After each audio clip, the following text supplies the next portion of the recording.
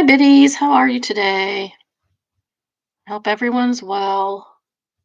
I'm okay, I guess. Slept better last night, so that's nice. I have this annoying, drainage. I haven't even been sick. It's super annoying. I hate it. I hate it so much. I'm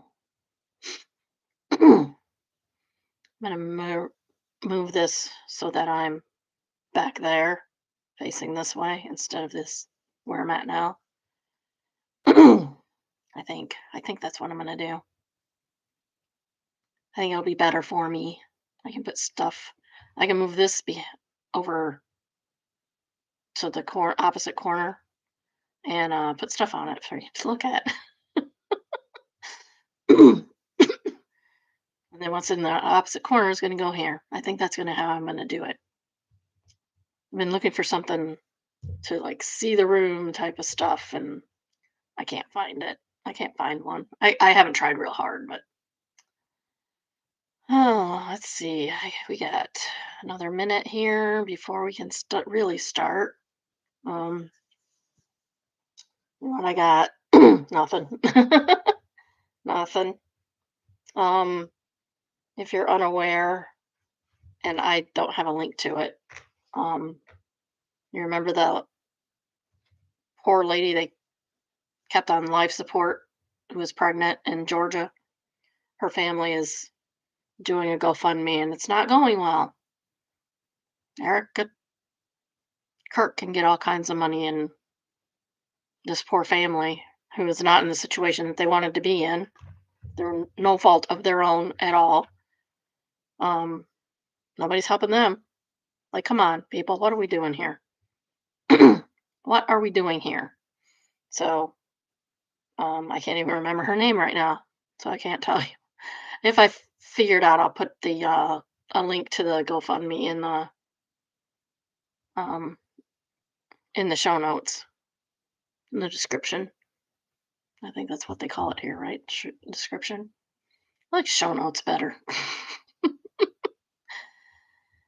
All right. I guess we can dive into reality roundup. Today is Seven Little Johnstons, and this is last week's episode, not the one that aired yesterday, because I'm that far behind. Hopefully, I'll catch up tomorrow, and we'll hit, hit the ground running on Monday. Okay. So Liz and her friends Darcy and Carol are at a Mexican restaurant. Darcy and Carol are in town for Leighton's birthday. Note, Liz's friends were invited to Leighton's birthday, but um, her sister Anna was not, and that is shameful.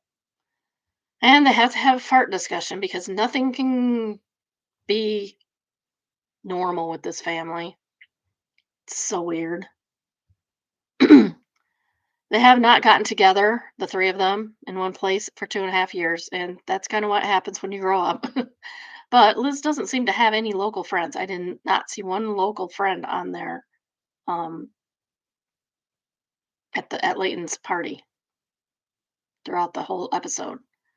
So I don't know if she just can't be friends with a average sized woman or what. We know that Anna can. Anna seems to have lots of friends. Liz seems to have none. Kind of telling, isn't it? So she's saying again that she wants to be a stay-at-home mom, and that's fine, but you can't do that without friends. Both Liz and Leighton need social, interactions with people outside the family. You can't just rely on just your family. You have to have people outside the family that are in the same area. Um, because if they don't, then you're just delaying the illnesses until kindergarten, and that's why she wants to be a stay-at-home mom right now because uh, Leighton keeps getting sick. Well, yeah, she's around a lot of kids. It's better to do it now than during kindergarten because they shouldn't be missing actual school. If she does it now and gets all that immunity built up, it will go better. Kindergarten will go better. All of these poor poor COVID kids that were born just before and during COVID have had a hard time um, with missing school. I know because I worked with the moms during COVID and right after. and their kids are starting school and they're sick all the time. It was ridiculous how much those kids were sick from being isolated, so much. One of them ended up, I think, with scarlet fever. If not scarlet fever, then getting very close to having scarlet fever. Um, which is something you don't want to have. It affects your heart for the rest of your life. I know. I grew up with a girl who had scarlet fever and had heart problems because of it. In school, she couldn't do sports and stuff. Um, yeah, I'm getting ready for winter, like my shirt. All right. So Liz says that she's talked Bryce into having another kid because she wants an LP kid. Why? Why do you want to do that? She says she tried living in the LP world for herself and it wasn't for her. And I think that's probably mostly because she's a very tall LP. Um, and most LP guys are actually shorter than her. And then she met Bryce. So that kind of makes sense. And that's fine. I mean, I understand most women want guys that are taller than them. I don't have a problem because all the guys are taller than me anyway.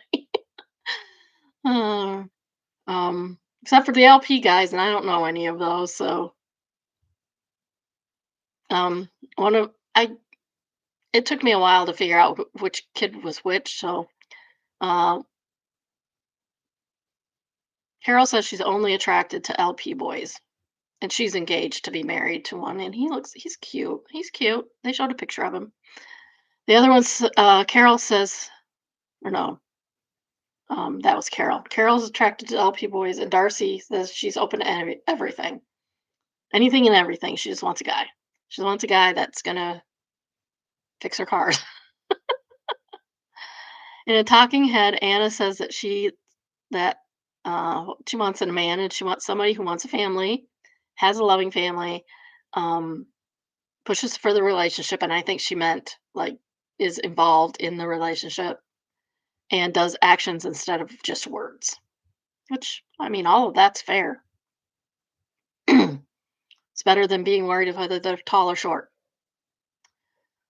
Anna says she wants an LP baby, not for the first one because of all the medical conditions, which and everything like that. Which is at least she knows what's coming. Whereas Liz seems to have her head in the clouds. Liz says that the health problems don't just affect little people; they can affect average-sized people too. Yes, but um, most average-sized people do not have lifelong problems like little people do. And who would wish that on somebody? Like, they have lifelong problems. Everything can affect them negatively. Um, Anna actually says she has a friend that's been in the hospital for a year. A year. Can you imagine being in the hospital for a year? That's insanity.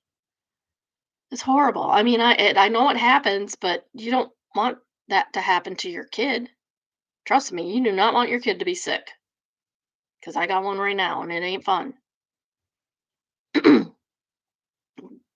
Doctors are giving her the runaround right now. Oh, we can't do that. That's so and so's job.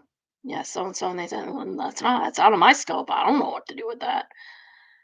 Like, get your docs, get your crap together. The girls are having a discussion about double dominant dwarfism, which can happen when two dwarfs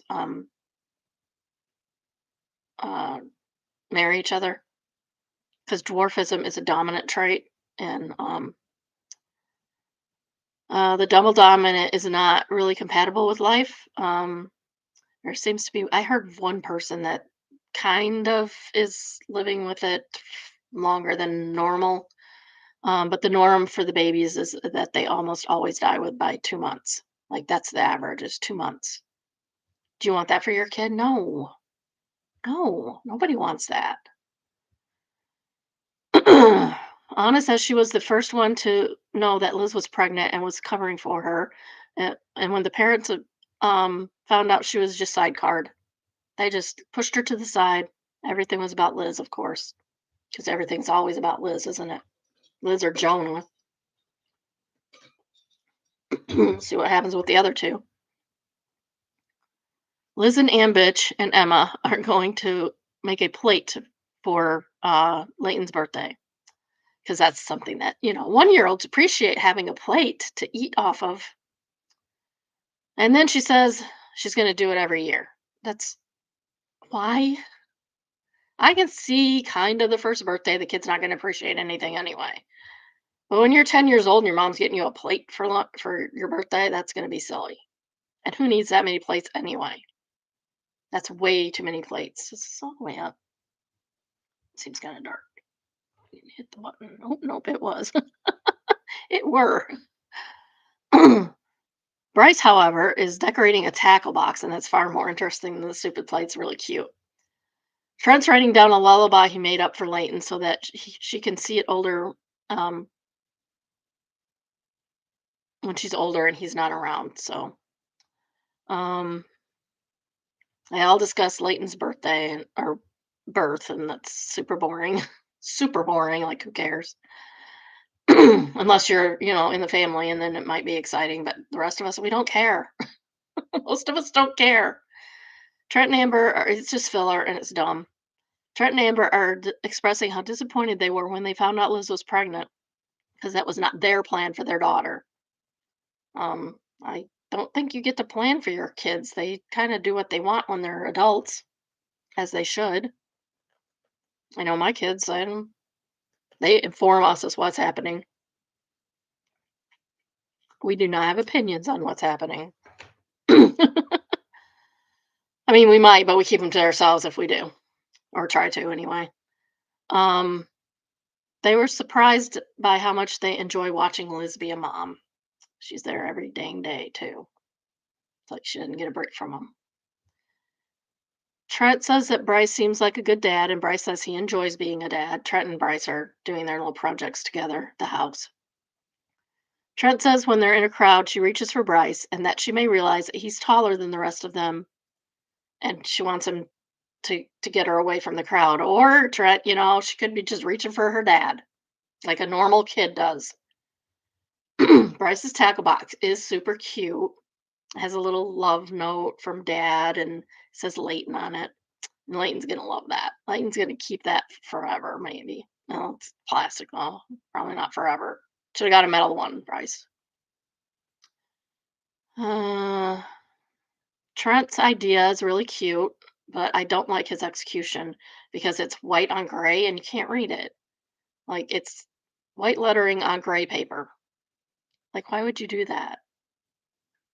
Um,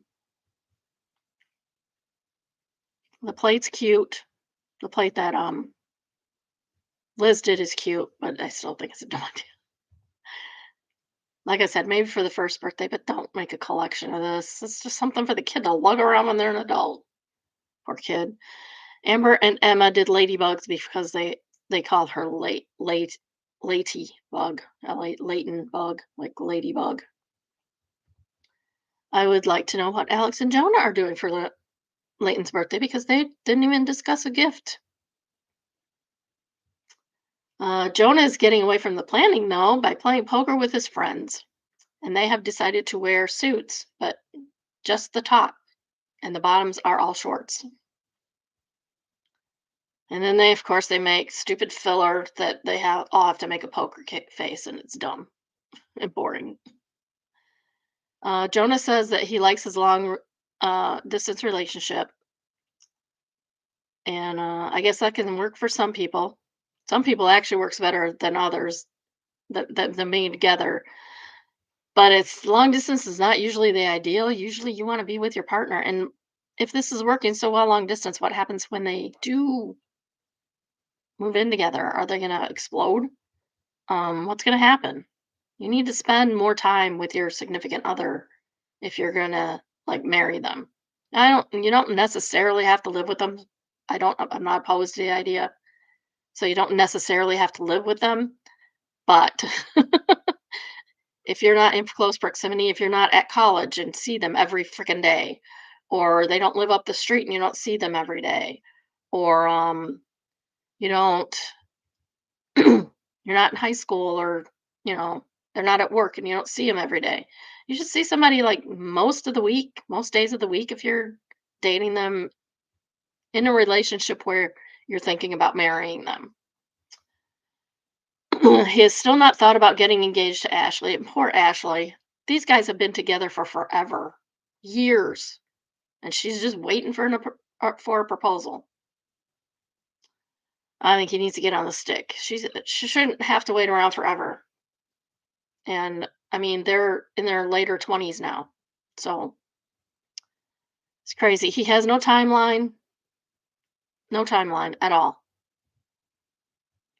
We go to Trent and Amber's bedroom, and I freaking hate going to Trent and Amber's bedroom. It's always disgusting. For some reason, Trent is putting up a quilt in front of the door.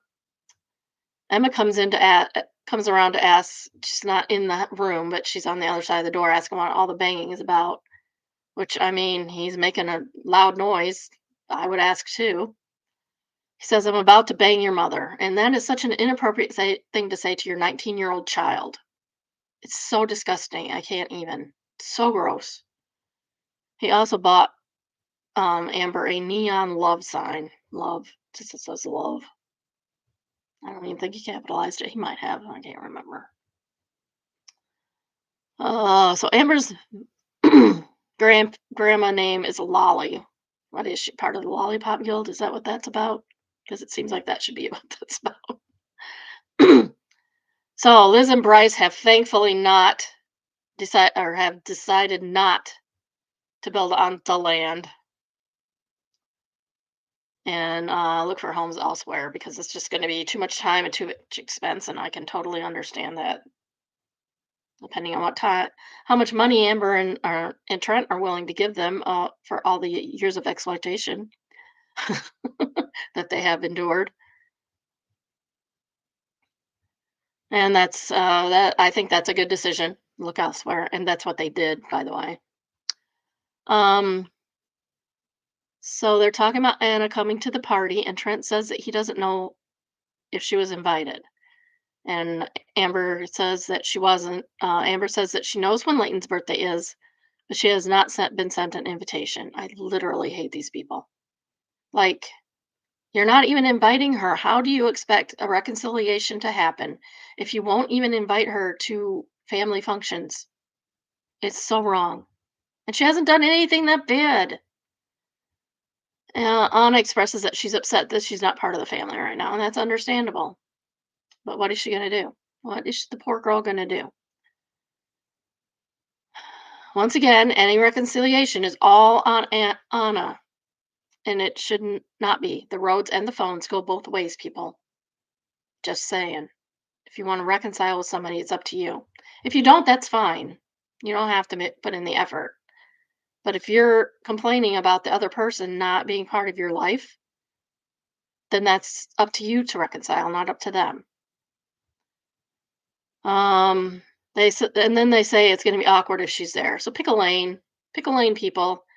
Is it going to be awkward and you don't want her to come, or do you want her to come and you don't invite her? I don't understand. I do not understand. So they get to the party, and Bryce's grandmother's there, which is sweet. And she said the baby looks just like Bryce, which is probably better than looking like Liz. I'm mean. I'm sorry. Aunt Heidi is at the party, and I wonder what happened between the birthday party and the wedding because Aunt Heidi was not at the wedding, from my understanding. Um, Bryce says Leighton is kind of shy at around crowds like he is, and that he got her talking from her mom because she's loud and doesn't isn't quiet. He said she can hear her around across the house talking, and she talks a lot. And she talks a lot. So he says that, and Bryce, I can see that Bryce just does not talk a lot. He's a man of few words, which is what every one of my nieces and nephews said when their grandfather died. He was a man of few words, which was sweet. He was a very nice person. They all loved him. And now I'm gonna cry because I'm thinking about my father-in-law. Liz says that the only person Leighton hates is Aunt Heidi, and even if she hears her voice, she gets upset. Um, I can't help but think that maybe once Leighton got upset when Aunt Heidi was around or talking or something, and now they just tense up, and that's why the baby um, gets upset when Aunt Heidi is around because she senses the tension. Um, Babies are like that. It's not necessarily the person, it could be other factors that they associate with the person. Aunt Heidi agrees that Leighton doesn't seem to care for her, but she thinks it's because she's over animated and she's trying to pull back on that. And she doesn't cry every time, unlike what Liz said. She says her goal for the birthday party is just not to make Leighton cry. Trent says that Heidi makes him cry too, which I mean, they're siblings. That happens sometimes. Oh, I get that. And of course, they have to have their stupid games, so they have some kind of weird obstacle course that they have to crawl through. It consists of going around some things and then crawling through some tunnely, yeah, that those little kid tunnel things that they have, or dogs. Dogs use them a lot too. So the first up is Liz and Bryce, and Liz cheats, and Bryce wins anyway. In Trenton versus Heidi, Trent cheated and lost. Emma versus Ella, they both cheat, and Emma won. Ella is the cousin, by the way. Carol and Darcy, they both cheat, and Darcy won. And Bryce won the entire competition on time and got a big brown teddy bear. Liz says not having Anna there sucks. You could have invited her. You could have invited her, Liz. That's on you, not on Anna. And that's all I have today for Reality Roundup. So I guess we'll go straight into our Reddit reads. I don't know where Lauren is. She indicated that she was going to watch today, and she is not. No, she's not feeling well. I'll have to call her later. Okay. Our first read is from Am I the Jerk? And it's entitled AITJ for refusing to co-sign my brother's car loan after he ignored my advice. My younger brother, 25 male, asked me, 31 female, to co-sign a car loan to his credit because his credit isn't great. I told him I wasn't comfortable doing that, and I've worked to build my credit, and I know he's missed payments before. He called me dramatic and said he could prove he could handle it. A month later, he bought an expensive used car anyway, though not one of those pay here but buy here, pay here dealerships. 20% interest, ridiculous payment. 20% interest. Oh my goodness, that's crazy. Now he's 2 months behind and called me crying and asked me to refinance it in my name so he can start fresh. Oh heck no, no! You already aren't paying for it, dude. He called me selfish and said family helps family. No, you got yourself into that situation. No one has to help you. You have to help yourself. Stop buying things you can't afford. Don't write checks your ass can't count. Can't cash. Mom says I'm being too harsh and should help him be on a well, a mom should help him get on track. It's mommy's baby anyway, right? But I feel this is exactly what I was trying to avoid. AITJ. No. Carlo fan says NTJ, nobody should ever co-sign anything for anybody. Tell mom she's family, she can help him. I mean, it depends on the person. If your kid is in college and he needs a co-sign on a loan or something, then that's fine. So long as they pay the payments, as you can trust them to pay the payments. And you know whether you can trust your kid to pay the payments or not. You know your kid better than anybody else. Grim Spirit says, I have two daughters. I co-signed on a car for one because I knew she was responsible to the point that it was very unlikely she'd ever miss a payment, and she didn't. The other one I'm not sure is responsible enough for me to co-sign on a Snickers bar.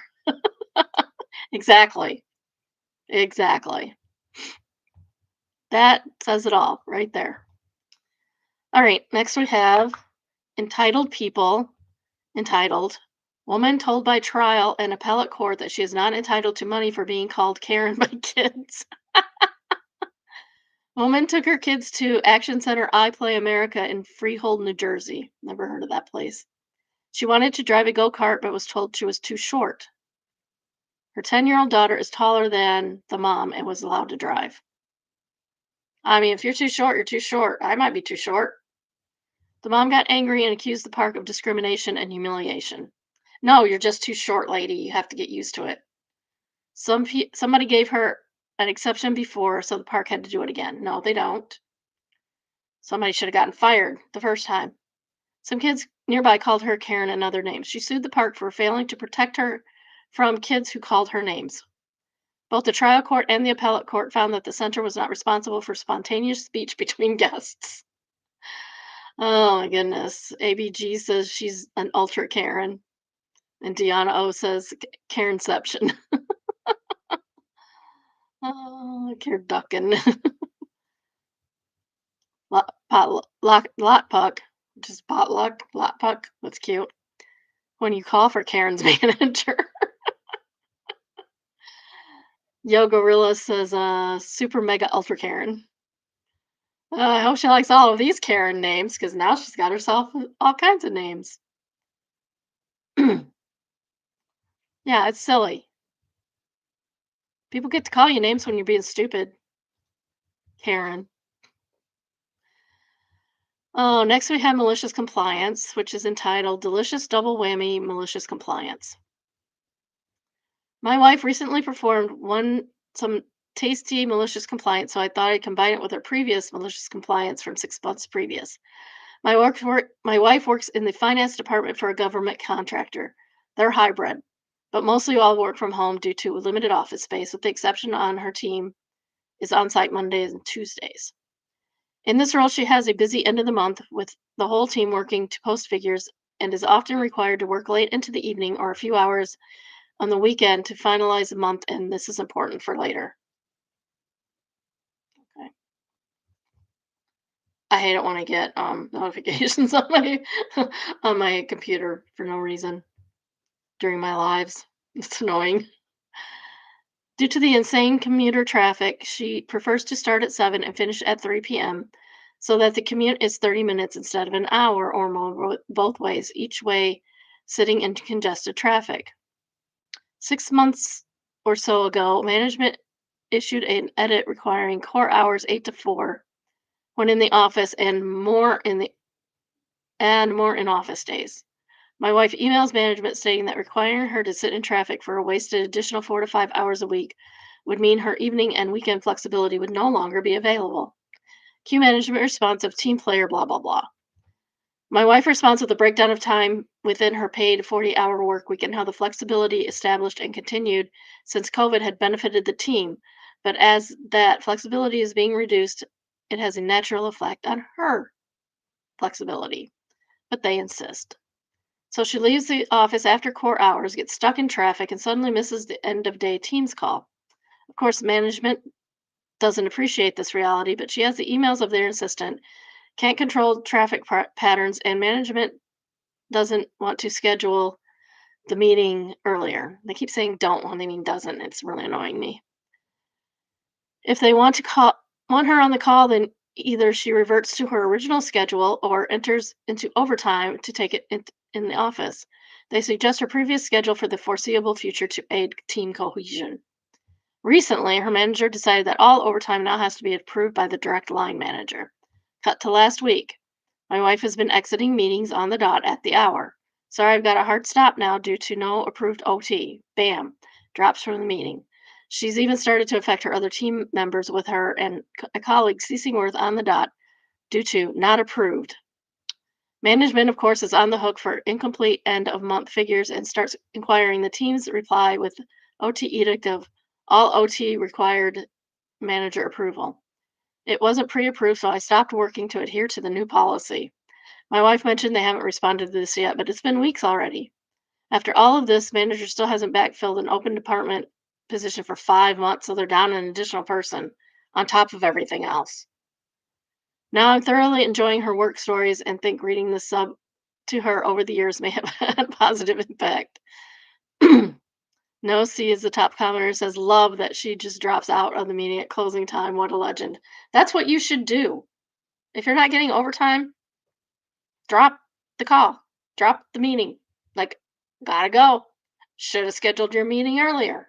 Why aren't they meeting during business hours if they have to have a meeting? Why are people going into OT during a business meeting? They all know what the hours are. They were told earlier. Lazy Lufa said I did that once in an online training Friday before a long weekend. Everyone else in my unit got early release, but I was in this training. Okay. Trainer asked if we want to cut lunch short so we can finish a few minutes early. We all agree. End of schedule training comes. Trainer still droning on. At 1 minute past the end of my duty day, I interrupt to say I was leaving. He asked if I could just complete their little survey stuff. I said no. I tried to do it earlier and it wouldn't let me submit and zero out my responses. I was not happy. So it sounded like it was training, but they already had the job, not a new position for them. Kind application answers. This happened to me as a teacher. Many of my colleagues are fine staying back late because it's what teachers do, but I'm not okay being taken advantage of. One day during a training, one of the directors was going on and on, simply reading off a sheet of paper they handed us. I got up and walked out the door when it hit 3 minutes after because I could tell she wasn't going to stop anytime soon. Actually, I had a couple of colleagues follow me out the door. Side note, many of us have second jobs we have to get to, so staying past scheduled hours isn't really an option. It's really sad that teachers have to have a second job. Why are we not paying them enough to begin with? Teachers have one of the hardest jobs. Not not physically. They're well, now they are, but they didn't used to be worried about their lives, but now they are. Why are we not paying them better? Why are we not taxing the football players enough to pay the teachers? Oh, poor teachers. They do not get paid enough. And I'm not a teacher, so I can say that and not be selfish about it. Our next read is from AITAH. AITAH for evicting my girlfriend of 3 years. Hmm, we'll see. I am 33. I received an inheritance when I was 24 and used it to buy a condo in downtown Vancouver. Good for you. Good job. You spent that money wisely. A short walk away from where I work. Stephanie is 28. We started dating 3 years ago, and she has been living here for the past 2 years. As I own the place outright, I don't charge her rent. I also make much more money, so I'm pretty much paying for everything too. That's okay if that's what you agree to. Saturday morning, about a month ago, she told me she was going to a family dinner. Her parents live about an hour drive away. In the time we have been together, I have gone to her family dinner about 30 or 40 times over the past 3 years, but this time I wasn't invited. She told me they were having a family meeting to discuss what to do with grandma, who was showing signs of dementia. Her brother and aunt from out of town were coming too. I own a car and she wanted to borrow it. So she leaves in the afternoon. Around 10 a.m., I get a text that she's had a few glasses of wine with her mom. 10 p.m., sorry. There's a 10 a.m. lower, and that's what I read. Okay. So she leaves in the afternoon. Around 10 p.m., I get a text that she's had a few glasses of wine with her mom and is going to spend the night. Next morning, around 10 a.m., she's still not home. She's not answering my calls or looking at my text, so I call her mom, who tells me she's not there and there was no family dinner. So what happened? Well, that's interesting, isn't it? So she lied to him. You know what that is? That's a red flag. So what really happened? Around noon, someone is buzzing me from the entrance of the building. It's her. I buzz her in. First thing she tells me is she lost her keys, which included the fob to enter the building, the key to my apartment, the key to my car. She doesn't know where my car is. What the heck? Turns out she went out clubbing with a friend. They met a group of three guys and decided to go home with them. Stephanie was drunk, so allowed one of these three guys to be the driver of my new car. When they arrived at one of their places, my car was parked in a no parking area and later towed. It was parked at a bus stop in downtown Vancouver. So she didn't even go out of town. Stephanie believes she did nothing wrong as she didn't park the car. Stephanie is an idiot. She also says she didn't have sex with any of the guys, just her friend did. Yeah, sure, right, right. You were drunk, you don't even know where the car's parked. How do you know? She was just there to make sure her friend was safe. She doesn't even know the name of the guy that has the keys or how to contact him. That she had no choice but to lie to me because I don't like going to clubs. Well, that doesn't mean that not going to let you go. I mean, there's lots of things I like to do or my husband likes to do that the other one doesn't like to do. You just don't do it. Was I wrong for evicting her? Her entire family thinks I am. No, no, you're not. She literally got your car stolen, dude. Edit seems confusing in replies. Yes, she was also dumped and not just evicted. Yes, I'm aware it is unlikely she sat in the living room overnight while only her friend had sex with these guys. Edit. Yes, I got the car back, obviously. It's a new car. I'm not donating it to a tow company. Called the police and they told me the number of the tow company. Picked it up an hour later. The police also concerned that this would not be considered a stolen car. It should be. Her fob to the building was simply deactivated and not replaced. I have 3 fobs now instead of 4. Door lock to my unit was replaced for free by my building. All locks must be matching on each door, and they had a supply of replacements. Car rekeying is in progress and not cheap. Yeah, it's not cheap. That's crazy expensive, actually, for what it is. Last edit, I was slightly less than 2 years she lived here, probably closer to 20 months. So she isn't entitled to my home equity. She wouldn't be anyway. You weren't married. According to my government issued asset value of my place, it went down last year as well. Yes, she paid for the tow. Well, that's good. Did so without even me asking. She went to get the car. We went to get the car and she paid. I have received a parking ticket in the mail that I paid, that she will pay me for. She has agreed to pay for the car rekeying. That is why I think it has not been done yet. It is very expensive. Stephanie and her friend have been trying to find the keys. I really don't think they knew these guys prior or have any way to contact them. Probably not. Oh, that's just awful.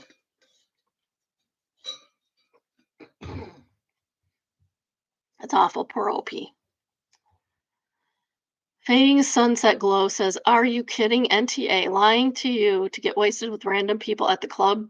So much that she had no idea where your car was. Does she respect you at all?" Exactly. And if you believe all her friends were all having sex and she was just sitting there, I'm sorry, but highly doubtful. Lastly, to see nothing wrong with all of this, that's almost the biggest issue. She sounds like a train wreck. Her and her family are only bumming because she can't freeload anymore. Yeah, for sure. Now she has to pay her own way. She had a good thing and she screwed it up, and that's on her.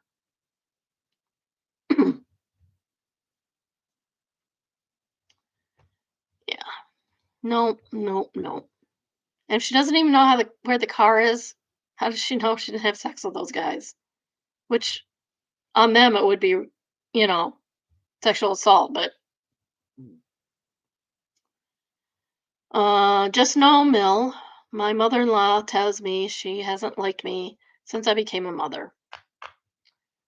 I've been with my husband for a decade, since we were teenagers. I was totally integrated into my husband's family. I helped cook for family events, helped him with chores on the farm, took care of my nieces and nephews. Then I got pregnant and we got married. This week, my husband admitted to me that he isn't able to keep his mom in check, that she ignores basic safety and health rules for our daughter. I told him we would talk to his mother together. After I repeated the rules to my mother in law, normal things: don't let a small child climb up to high places without supervision. Don't let her get close to the fireplace. Don't give her hamburgers, fries, and sweets every time she sees our daughter, especially right at dinner time. Oh, I'm sorry, that's a grandma thing. That's a grandma thing. It's not going to hurt her. My mother in law's reaction was to tell me, "You want everything your way." And me, obviously, she's my daughter. Mill, "I haven't liked you since you became a mother." Me, "Don't worry, it's mutual." Mill, "I just don't understand you." Me, "There's nothing to understand. Just respect us as parents." My mother in law got angry and left. My husband is shocked. He finds it extremely hard to confront his parents and thinks it comes naturally to me. I had to explain to him that it's not at all like that. I actually hate confrontations. I'm just trying to take care of my daughter. No, she should not be climbing on places without supervision or getting into the fireplace. But feeding them, I'm kind of on the fence about that one. It depends on how often you get to see them. You get to spoil the grandparent that sees the kids less. The less you see your grandkids, the more you get to spoil them when you do see them. I see mine every week, so I try not to spoil them too much anymore. Now that I'm not working, I get to see them more. My husband spoils them all the time, and my son has opinions on that. It's- we found some little $3 cars at at Menards, so we bought 4 of them. It's like, "You never came home with stuff like this for me." It's like, "Yeah, we didn't have money then, and we had to live with you." Real celebration, your husband is weak and your mother-in-law is controlling. What else do you want? I don't know that she's controlling. I don't get that from that. I guess get that she wants to be a grandma, and but she's not doing it well. Some comment removed by the moderator. Childhood survivor says, Dear husband needs help installing a shiny spine. A professional is best for that, by which I mean therapy. Um, there's a favorite resources out of the fog.net. Also, books about assertiveness training and communication skills will aid in this effort. 3 titles get you started. When I say no, I feel guilty. Verbal judo and nonviolent communication. I should buy some of those for somebody I know. Check out your local library and the Libby free app for them. Good luck.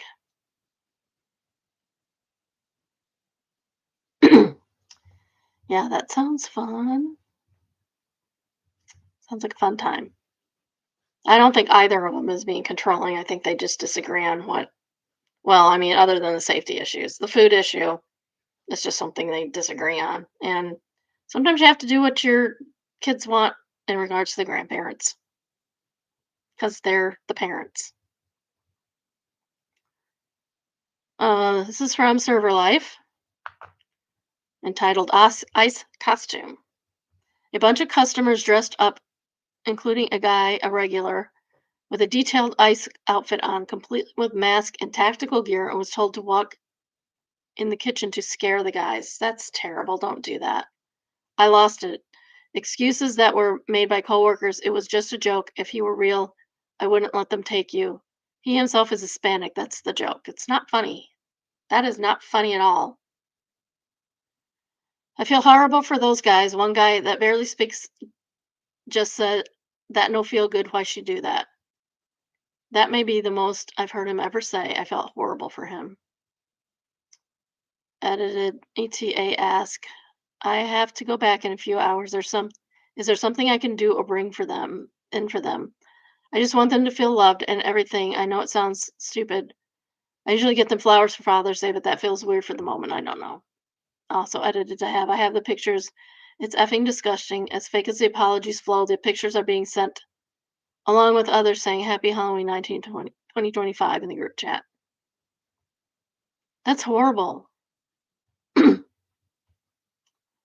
This is a real problem, like a real problem, and you're making fun of it and terrorizing people at work. Like, what's wrong with you? What is wrong with you that you would do that? What's wrong with the customer that he would go along with that? What's wrong with him? And yeah, there are Hispanic ICE um, employees. There are. They shouldn't be, but there are. Jeff Soda Redo says that's absolute BS. Never a reason to treat coworkers like that. And Nick says, yes, I know. The fire inspector came to my job and my coworker went up to an undocumented worker and said La Migra when he went to the back. We had to chase him down after he took off out the front door. Different times though. The ice thing could instill real terror. Yeah, no kidding. That's horrible. Good Gaming says this is very uncool. Who would think that was funny? And OP says a majority of my coworkers. The only ones that seemed to understand how wrong it was was were the bus kid, myself, and the guys in the kitchen. When I walked out, people were taking photos of him pretending to be arrested.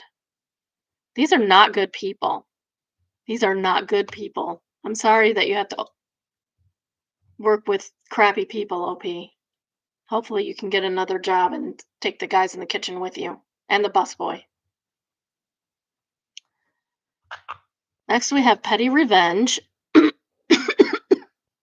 Entitled, This Guy Spoke So Rudely to Me on the Phone, I tried picking him up for Uber, so I taught him a lesson. Back in 2018 or 2019, I was an Uber driver. One night, sometime in early winter, I had to pick up this group of 3 or 4 guys in downtown Detroit who were maybe in their 40s. They were only about 5 minutes away from me, and honestly, it wasn't even that cold outside. Yeah, Yeah, I don't know. One of those was really cold, I think. I live not too far from there. Or at least I didn't think so. But anyway, I got there to where my GPS said they were, but as it happened, they weren't at the exact location spot. That seems like a normal thing. So I gave them the call, or maybe they called me. I had a brief chat with the guy who called Uber and said, "Where are you? We are here. What about you?" etc. The guy was totally calm and polite, but then all of a sudden, one of his friends wanted to talk to me and got his phone from him. He had kind of a British Indian accent and asked me where I was. I tried reasoning with him, but the guy kept talking back very condescendingly, saying, "Listen, we are freezing out here. There's no reason for you to be taking so long. Look, we are standing in the middle of the sidewalk. It's so cold outside. I don't understand why you're making us wait like this." I truly did not care for his tone or the way he spoke to me. It's like he was trying to mimic politeness at first, but his disrespect escalated quickly. He barely even gave me a chance to respond. They were hardly waiting a few minutes at that point. He was really already running his mouth. The dude just couldn't hide his bad attitude or inability to listen. So at some point, I thought, you know what? You're just going to have to wait in the cold even longer. I hung up on him, canceled the ride, and drove away to the next passenger. I hope you had fun freezing your butt off, prick. Yeah, I don't know why people are mean like that. I don't get it.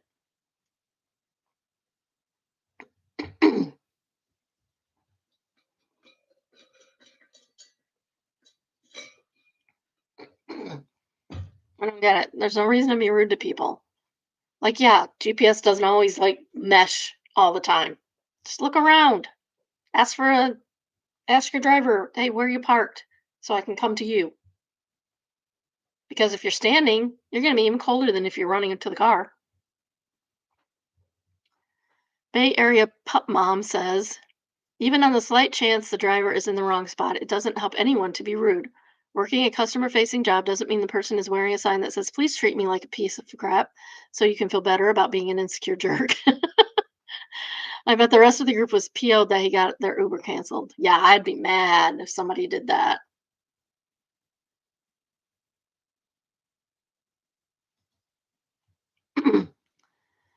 Zen Ten Zipper says, "Yeah, as a cab driver, I've done it's kind of the same thing. I'm right in front of the building. No, you're not. I'm double parked with my flashers on. 1231 Capitol Avenue, right? Yep, that's where I'm at. Well, turn on your GPS. You don't know where you're supposed to be," or other rude crap. Click on to the next customer. Yeah, be nice to people, especially if they're waiting on you.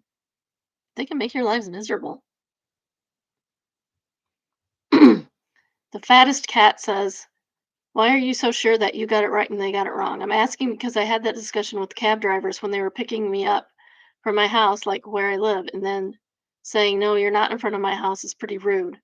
Because what do you think you are know better than me on my own front steps?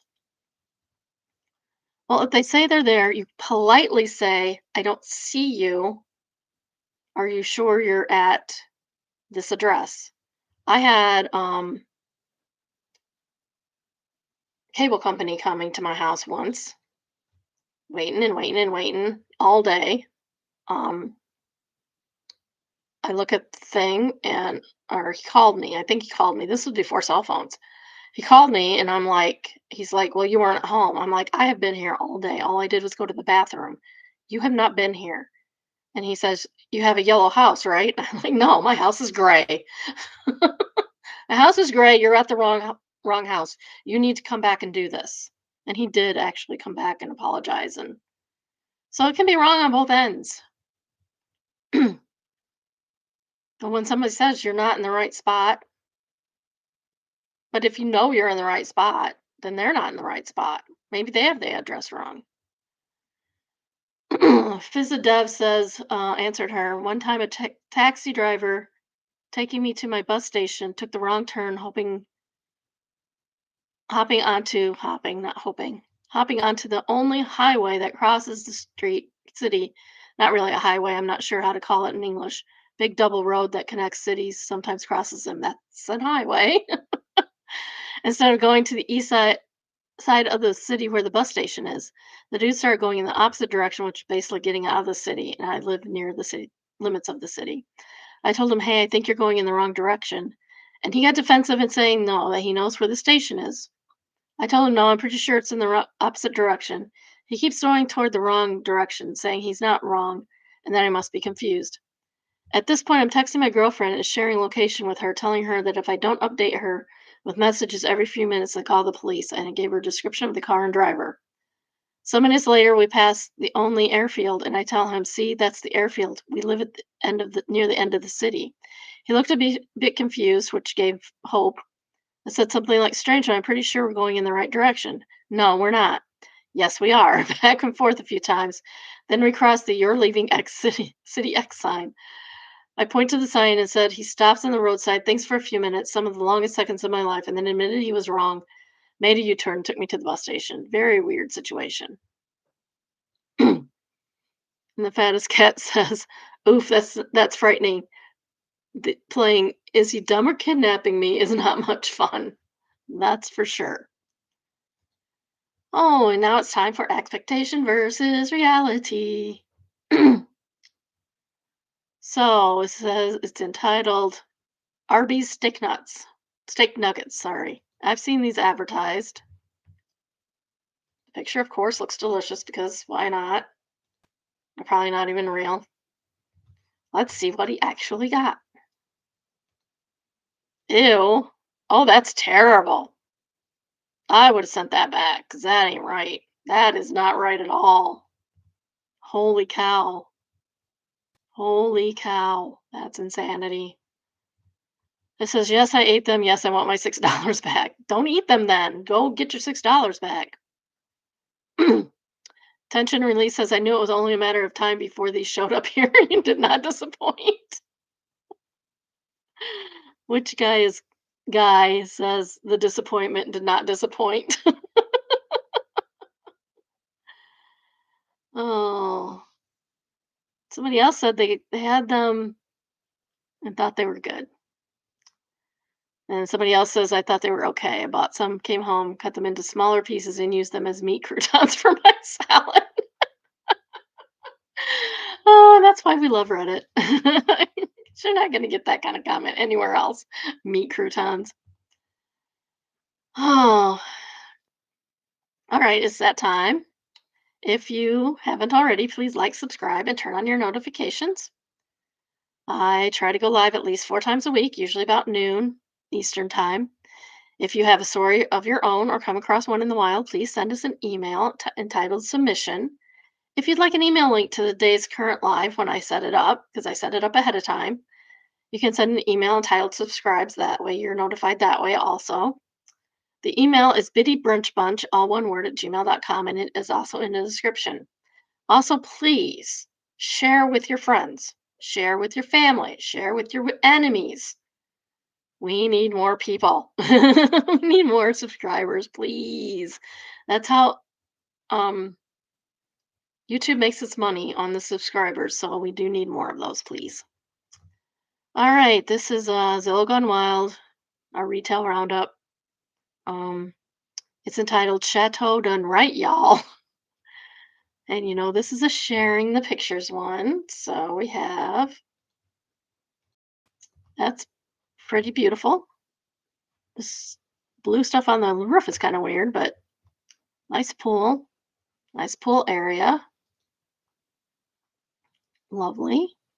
Love me a good porch swing. I wish I had a porch swing. That would be fun. Might actually go out on my porch if I had a porch swing. That's nice. A little too busy for me, but and I mean, I don't like that. I'm not partial to that blue, but it's a nice room. I like the rug. I need the rug. I need the rug for my downstairs. This is looking into the living room. It looks like nice clock. I love the clock. I love me a good grandfather clock. And that's nice. It goes through both rooms. It looks like the sitting room, the hallway, entryway. This goes upstairs, and then the dining room's on the other side from the sitting room. Nice little sitting room. Too white. Too white. I'm just not partial to white cabinets. If you like them, that's fine. But I'm a wood girl. I'm a woodsy girl. I like this. This is like a a built-in bread basket, and the little um, beverage fridge is nice. I wish I had one of those, but my kitchen's teeny tiny and could not. Don't have enough space as it is, and there's a little. That's a little bit too much for me. I don't like that at all. That's too much. I appreciate the Oriental, but that's too much.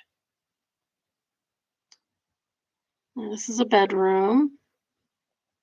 A little much for me. I like that it has a fireplace in it. That's kind of cool. Is this the master? Because it's kind of small. I do like this desk area. That's nice. The view is very nice. Always view. I'm always up for a water view. Always, always. Um, seating area somewhere. They still have their personal pictures up. Hope they like that. The internet is now looking at their personal pictures. Oh, now that I like. You can leave all those books right there. You can leave all those books right there. It'll be fine. You can take your knickknacks. I'll put more books up. Oh, yeah, it's just an ugly blue. I'm sorry. I just don't like it. Another little sink. I like that one better than the other one, but I still am not partial to it. Nice little, this looks like it's the basement. That's a nice area. I like that. And the pool. Oh, that's the outside. Well, I don't like that. That's a big building. Holy cow. That's all the pictures you got? Oh, by the way, the one the other day, the round house that was Hobbit inspired, that has 100 pictures online if you want to go look at it. It's pretty neat. Pretty neat. Wonder if this has more pictures. Oops. Says lots of charm in this nicely done historic home in Charleston, South Carolina. I wonder if there's more pictures. Ooh, there's 79 pictures. Want to take a peek? I say we should. Um, go back to sharing. Oh, well, we already saw that one. We already saw that one. That's really cool. You can't even tell that they're like in a downtown area from the views, which I like. Really cool. Not partial to that yard, I don't think, though. I don't know, maybe. The houses for me are too close together. Not gonna lie. I have a house where I can pretend in the summertime that I don't even have neighbors.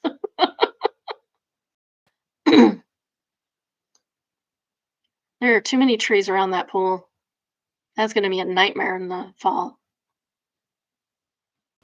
Oh, so it's right across the street from this, and you got a little beachy area here. Wonder if you can actually use that little beachy area. That'd be cool.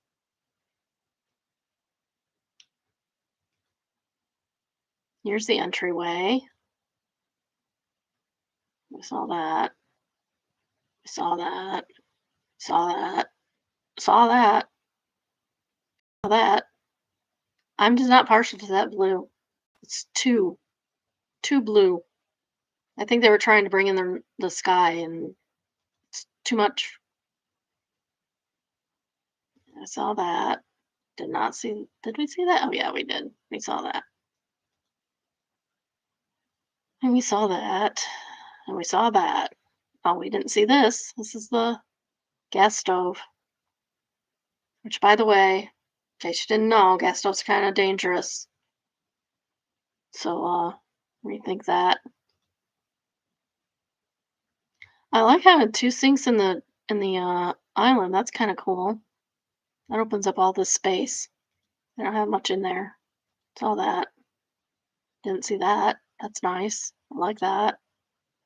Did we see this bedroom? Yeah, we must have. Yeah, we did. I don't remember that being in it though. I don't remember the chaise lounge being in there, but I have aphantasia, so that might have something to do with that. Oh, here's the closet. It's a nice big closet. Yeah, I think it's bigger than mine. I like that. I saw that. Saw that. I didn't see that one. So that's looking out down the street, and that's looking out. You can just sit here and look out onto the ocean from your bathroom. Why is there a sink there? Is this the bathroom? This is the bathroom. Why do you have a sitting area in your bathroom? Ew. Sorry, but ew. This is the landing upstairs. This is a ooh. It has a secret passageway. I didn't notice that. I like the secret passageway. I'm always up for a secret passage.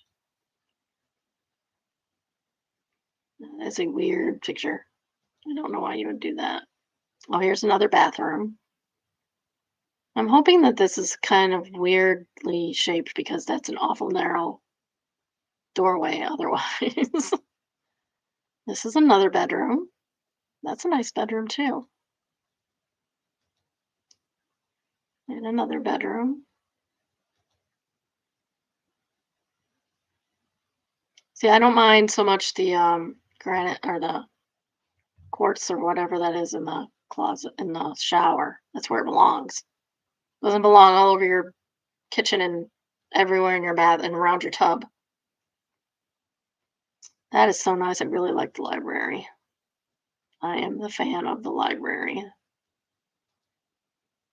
Saw that.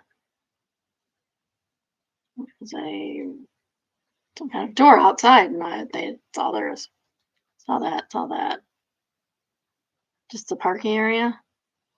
No garage. I don't know what that is. Oh, this is another area of the basement, which is nice. I'm surprised I have a basement that close to the water, especially finished like that.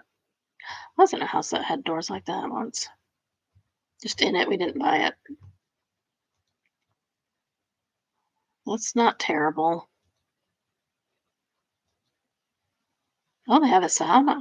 See, we didn't see that in the original, did we? Um, I don't know if this is the basement. It might be because this looks like a wine celery type thing. Wow. That's a lot of laundry appliances. That reminds me I gotta do laundry. Like I've got to do some laundry. Um, nice view. Stairs up to this pool area from the sky. More drone pictures. Really need more drone pictures, personally. Oh, maybe that's the neighbor that has weird stuff on their top. That looks like they're doing some construction next door. Fire pit. Gotta have a good fire pit. Okay, that's the same one we saw before. Why is that in there twice? I'm not sure what this is supposed to be. The parking area? I don't know. Oh, that's pretty beautiful. Beautiful sunsets. It's very nice. It's sucker's gonna flood in no time. I wonder what they do when it floods, because you know it's going to.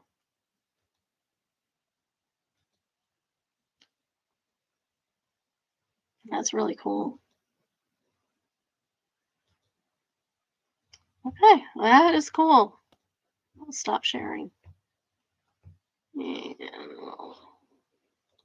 this one. All right. Trying to do more of the pictures for you. Because we missed a lot of pictures on the other one. Holy cow.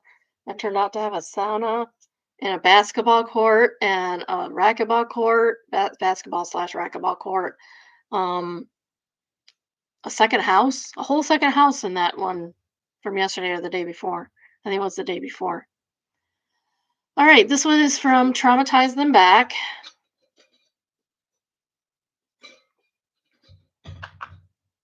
This one is from Traumatize Them Back. Random boomer regretted us about asking. Regret. Start all over again. This is from Traumatized Them Back. Random boomer regretted asking us about having kids. Went to a wedding this weekend, and while meeting some of the other guests, one of them, older lady who knew my wife when she was a kid, but not a a total stranger to me, gave us the "So, when are you two having kids?" speech. Stop asking people. Stop asking people when they're going to have kids. It's rude. Before I could stop myself, I blurted out rather loudly, "Strange that you're so interested in our sex life." No kidding. Which was overheard by a fair few people. Cue her red faced embarrassment. I bet she won't be asking him or strangers about their plans. We always planned to have 3 kids. I was told that before we had them. And it took a year and a half to have the first one. So I got really tired of being asked because we'd been married for we were married for 5 years before the first one came, and had been together for 5 years before that. I just told them we weren't having any. I don't care. Like, don't ask. It's not any of your business. You don't know what's going on. You don't know that those people have not been trying to have kids for 10 years. Stop asking. It's not your business. The top comment is, "No, I will not make out." Says, "My brother started telling his in laws and other families we try 2, sometimes 3 times a day. Do you want to see pictures?" Space answered that, said the videos are on our OnlyFans. Want the link? Oh my goodness. Somebody wants to know if they have a friends and family discount.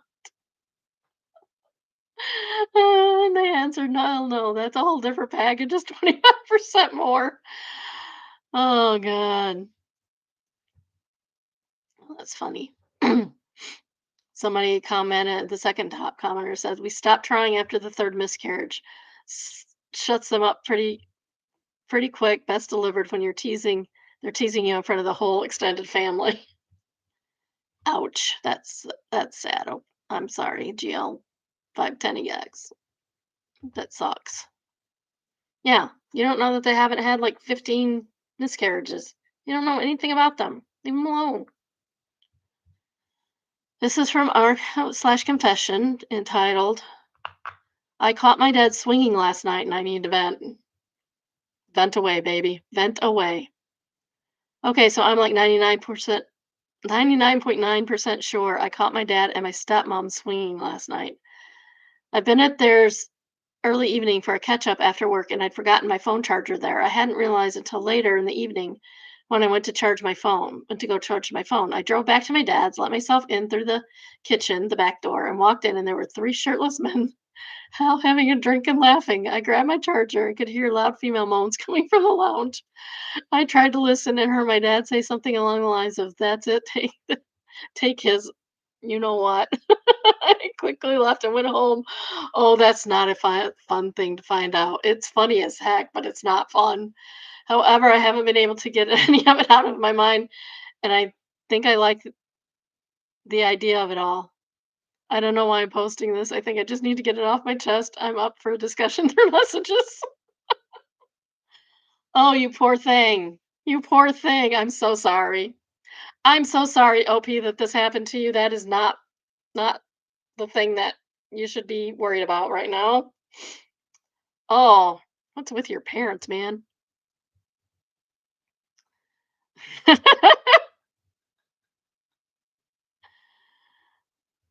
GWH says, "Sounds like you weren't the only one letting yourself in through the back door."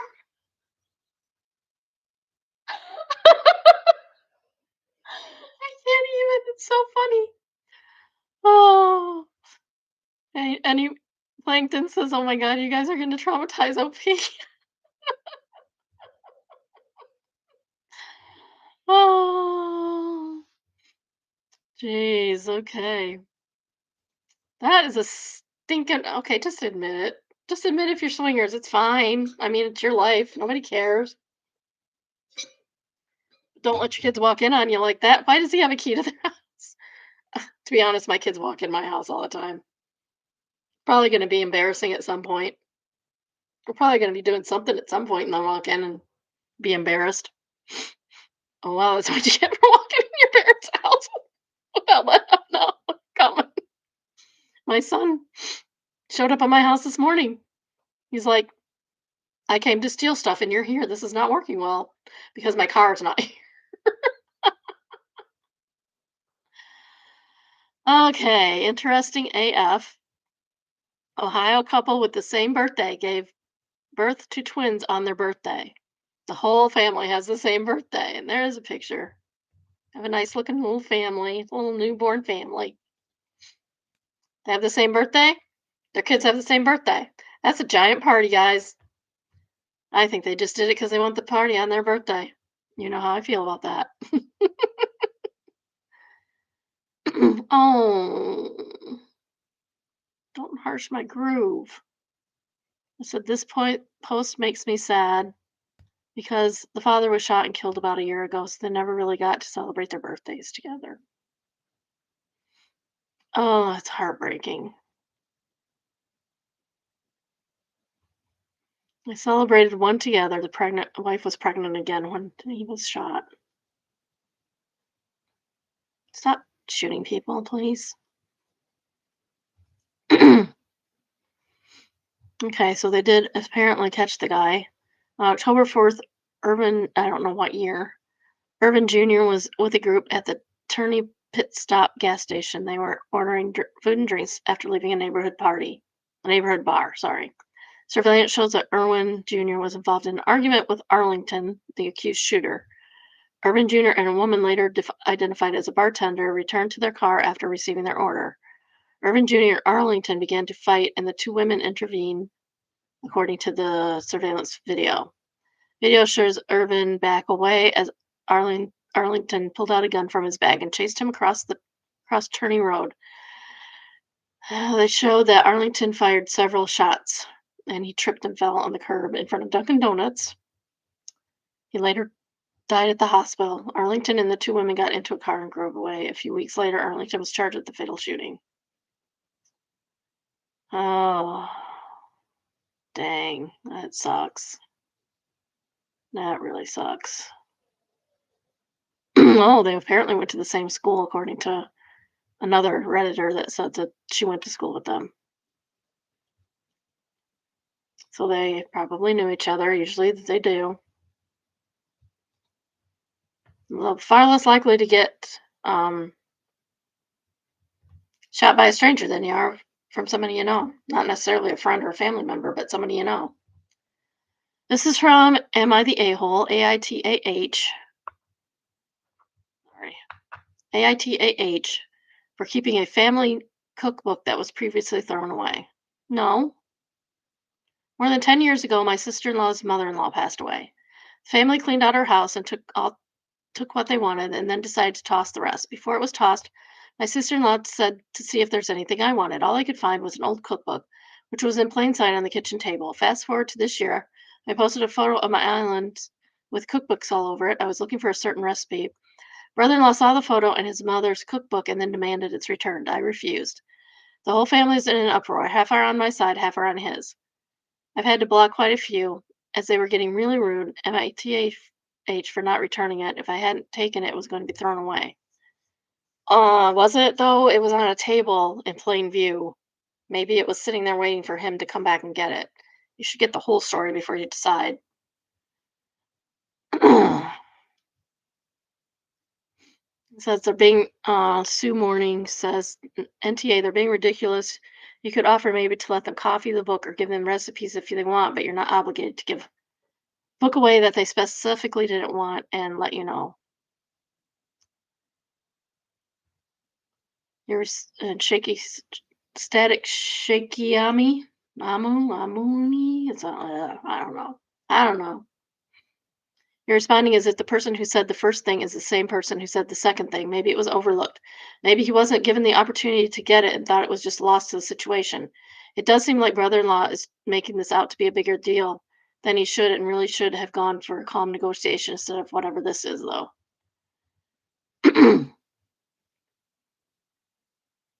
Try using science says we don't know that brother-in-law is being unreasonable, but demand it back makes one thing of someone storming over and angrily shouting, but it could just as easily be I can't talk today.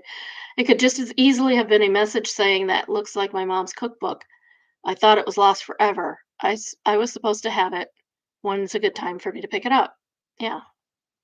Not sure the I trust the phrasing of the kind of person who thinks it's reasonable to start a family feud to keep a dead woman's cookbook away from her son. And Bodacious Shields says, I agree. I would return the original cookbook and buy myself a replacement copy or photocopy it if a replacement purchase isn't possible. It's the kind thing to do. Exactly. I agree. I really couldn't imagine keeping something on my deceased mother in law's if one of her children actually requested it back. Yeah, I have some cookbooks for my deceased mother in law. If somebody wanted it, I would make arrangements for that. And Jesus, this even the OP's mother in law. It's apparently her husband's sister's husband's mother. OP has no tie or relationship with this woman at all. Give the damn cookbook back, OP. I can't believe you even questioned this for you. Wow, yeah. In that case, it definitely would be returning the cookbook. If it wasn't my mother in law, no. This is from Overheard, entitled Complex Coffee Order. This is a fun one. I'm in a little coffee shop, and the tables are moderately busy. There are only two of us waiting for our orders, so we are doing that awkward smile, look at your phone, stare at the pickup counter, repeat. The server calls out this crazy order: caramel macchiato with half soy, half oat, with this and that splash of that over ice, and then reheated whatever special for Farah. Oh, it's for probably for Farah Abraham. If you don't know her, she's on Teen Mom. She's from Teen Mom or Teen Mom 2. I don't keep those separate. They're all the same show to me. It's not for me, so I expect the other person to grab it. They don't. My order comes up, and the other woman is mad. She stomps up and asks what's taking so long. She ordered before me. Server, isn't that yours? Pointing to the coffee sitting on the table. The woman says, no, I'm Sarah. Did she really think that Farah happened to order her complex drink and then that it mysteriously disappeared? Oh, jeez. It's your order, and it's for Era. You should know it's yours. Novelty Novels says maybe it was a barista's way of flipping middle finger for weirdly complicated drink. The name should have been similar enough to get Sarah's attention. Yeah, no kidding.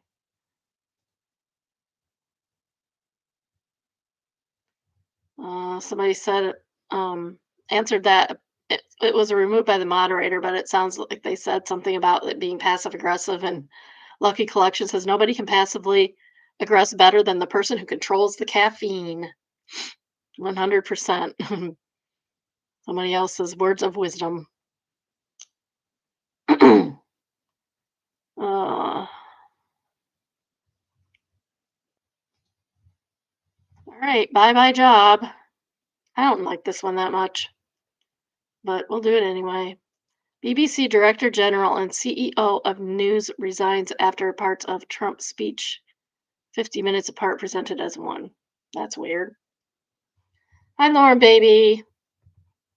I only got like 3 more to go, and I'm going to call you. Love you. Lauren says hi, everybody. Uh, she says, okay. The you at the end, I don't know. That's weird. It's on ITV. Uh, BBC Director General. BBC Director General Tim Davie and BBC News Chief Deborah Turnus have both resigned amid concerns over the corporation's impartiality. It was raised this week in an episode of Pandora. This is obviously not the U.S., so you know. Had selectively edited. Oh, they edited Trump's speech. Okay. They edited his Trump speech to make it sound like he said something he didn't say. That's what it sounds like. Which is not cool. You shouldn't do that. He says enough dumb things. You don't have to do that. Called them very dishonest and doctoring. But you did say both things, so I mean, so that's too bad. But yeah, probably shouldn't have done that. I probably should have made it clear that it was two different sentences or whatever. I'm not getting that far into it. I don't give a care. Okay, this is from Am I Overreacting? Entitled, Am I Overreacting? My husband didn't wake anyone up for breakfast. My 36 female, husband 34 male, and our four kids aged thir- 4, 13, 11, and 9 are in a hotel for a 5-day stay. It's been a long couple of days, so we didn't want to wake anyone super early, but plan to go to breakfast that ends at 8:30. My husband set an alarm, but was the only one who woke up. Instead of waking everyone up, he went down to breakfast alone, and at 9:30, he woke everyone up by saying that we had missed breakfast. That's not cool. I asked him why he didn't wake everyone up, and he said it's not his fault everyone slept through the alarm. Well, if you turned the alarm off before anybody else heard it, whose fault is that? Our daughter 11 said she woke up at 8, but he was still asleep. I'm having a hard time believing she would have slept through the 8:15 alarm. I don't know exactly how it happened, but I'm supremely irritated. Yeah, you're hangry. I suggested we ordered breakfast. He got pissed off because there's a free breakfast that we all neglected to get up for. No, there was a free breakfast that you could have gotten everybody to get up for, but now everybody hangry. We had 2 muffins, some grapes, and orange juice left over, so they at least had a snack to eat, but he won't even bring up more muffins. He didn't even bring up more muffins. Now he's playing it off as a joke and is treating me like I'm overreacting and I'm responsible for the whole thing. Thoughts. Editing for more information and to answer some questions. He agreed to set the alarm and wake us up. He doesn't like me setting one because I usually set multiple so I can wake up gradually. I take a little while to get up. I have chronic fatigue syndrome, but it's not excessive. We are not on vacation. It's a medical trip for our kid with a sleep disorder, ironically enough. We're staying a couple of extra days because their daughter has an event in the same city. I made sure the kids had a snack and we agreed to have an early lunch. It wasn't ideal, but I was weighing the options of him being an a-hole over an expensive breakfast bill or waiting a couple hours to eat. Second edit. I'm getting rid of a bunch of information here because I'm getting even more criticized for both sides for it. I realize that I don't owe y'all my life story.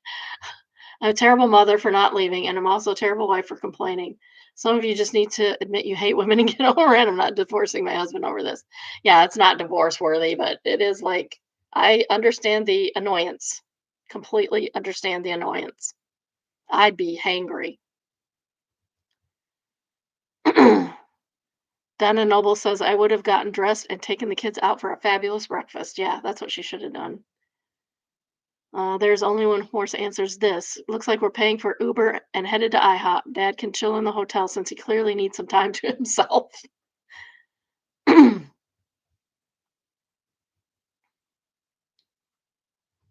Okay, that somebody put a whole wall o text on there, and I'm not reading it. Wait. Oh, I don't have a made me smile on here. That sucks. I screw up all the time. So this is from Best of Redditor Updates, and it's entitled "An Update 3 years later. My wife and everyone else thinks I got laid off, but really I quit so I could make a go at being a Twitch streamer full time. That seems dangerous." Was originally posted in True Off My Chest. The original post was October 13th, 2022. My wife doesn't follow or know anything about Twitch or video games at all. She doesn't have any knowledge or connection to the industry I used to work in. She's a paramedic, so she works different shifts and does not know I stream at times when she is not home. Her salary is enough to cover our bills, although things will be a bit tighter until I start making money on my stream. I'm not going to tell anyone until I'm bringing in enough money that I can do it full time. I've never been happier and not stressed as I am now. It's easy for me to lock myself in my home office and say I'm doing a networking and job hunting when really I'm streaming if my wife and or 3-year-old is home. If she's not working or my daughter is not in daycare, it's harder, but I make it work. I feel a bit guilty for lying, but I have wanted to do this for a long time. No one that I know in real life knows. Obviously, posting this with a throwaway. Top comment, deleted account. You're never going to tell anyone. You're never going to make money. You're a effing loser taking advantage of your wife. Grow the F up, get a job, help take care of your child. Or you can wait until your wife finds out what a effing deceitful user you are and hopefully leaves you. Double Dog 82 says this is a fool's game you're playing. Stop lying about it. It's not that he quit his job, it's that he's lying about it. And lying for omission is still lying. Akayak says, dang, bro, lying to your wife is a crappy thing to do. What if you don't make it and never make money like 90% of the people who try? What are you going to tell her? You have been doing this for months or slash years. Um, and Circus Wolf says, if he does end up making money, I imagine him telling his wife, hey, honey, I've been lying for you to months or to years, but it all worked out. Even though you were the only one supporting us for months, we had to go out without often. Update November 1st, 2025, over 3 years later. Title update. My wife and everyone else thinks I got laid off, but okay, so that's just the title. I know I'll probably get flamed, but I get it. I understand I am the one who ruined my life and marriage. My divorce was finalized last year. She found out 6 months after I posted. I understand that I was wrong and screwed up. I regret my stupidity so much. She left our flat with our daughter and went to live with her sister and hired a solicitor, and that was that. Don't be stupid like me. We've been divorced for a year, and I found out she just started dating again, and I'm gutted. I miss her. I miss my daughter because she only lives with me half the time. Whenever I see my wife's sister or other members of her family, they give me the stink eye. I can't believe I was such a lazy F while she was out there busting her butt as a paramedic. I understand why everybody hates me and sided with her. I know I'll get judged either way, but I'm posting in case anyone understands what I'm going through and being gutted when your ex starts dating again. Yeah, there's other idiots like you out there. We read them a couple times. We already read them a couple times. Top comments. Wazablinsky says, I read your original post, and the funny thing is, everyone told you this was going to happen, and it did. Black Danish says, in fact, everyone told him it was going to happen, and it did happen. It's so funny to me. Like, bro, even a child would have seen this coming from miles away. Beginning Bed says, how's the streaming career? And somebody answered, who would have guessed it's not that easy? That's why this is a hobby and not a career. Destructus Dawn says, what grown man with a family does something like this? Spin Kincaid answers, I'm a police officer and went to an apartment to check on some kids once. Two kids, 6 and 8, both nonverbal. Ugh. Both homeschooled by dad. They lived in low housing income in a neighborhood where you regularly hear gunshots. They had the bare minimum in the apartment, except, of course, for dad's streaming setup. He had a better gaming PC than me, and I thought I spent too much on mine with no kids. He was neglecting homeschool to focus on his streaming career. Absolutely delusional. This is why this takes a back seat to everything else in my life. And why I won't be on tomorrow because I will be Christmas shopping for my kids. Except for one of them. I think I got him covered. um Somebody answered, you could have kept your job and did the streams at night, you idiot. And somebody else answered, if you haven't already, it's likely past time to speak to a therapist about how you sabotaged your job and marriage and find out what happened and how to avoid doing something like this again. Just Julia answers, I usually get annoyed by excessive recommendation of therapy on this site. Literally, everyone knows it exists, so it's often just a ton of filler comments that add no value to the conversation. But this comment is actually super appropriate, especially since it defines exactly what he needs to work on. It almost sounds like he might struggle with impulse control or something, but there's definitely a lot to unpack here, and a professional could really help with moving forward, especially since he is showing a lot of remorse and ownership of his mistakes. What's that old saying? Consequences of your own actions. This could be an oh no consequences. We may run into him again. Who knows? Mr. Delirious is the top comment on the repost. It says, as soon as I said he was happy and stress free, his streaming career was a non starter. I followed several creators who pulled off the transition to full time YouTube and Twitch, and every one of them was busting minimum butt and thinking, worrying in between. And that's why I waited till I didn't have to worry about other things before I started this. And I don't have it made me smile, which makes me not smile. I wonder if it's still that right here. No. That makes me not smile. All right, I will be back on Monday because I'm going shopping tomorrow. My child is supposed to bring me my car, probably after he gets his car fixed because the second car, the one car's in the shop for 20 days. The second car also has to be fixed. So that's fun. But hopefully everything will work out. And what time is it? I still have a little bit before my groceries get here. All right. Everybody take care. Have a good weekend. I love you all. Bye, biddies. Bye. Take care. Bye.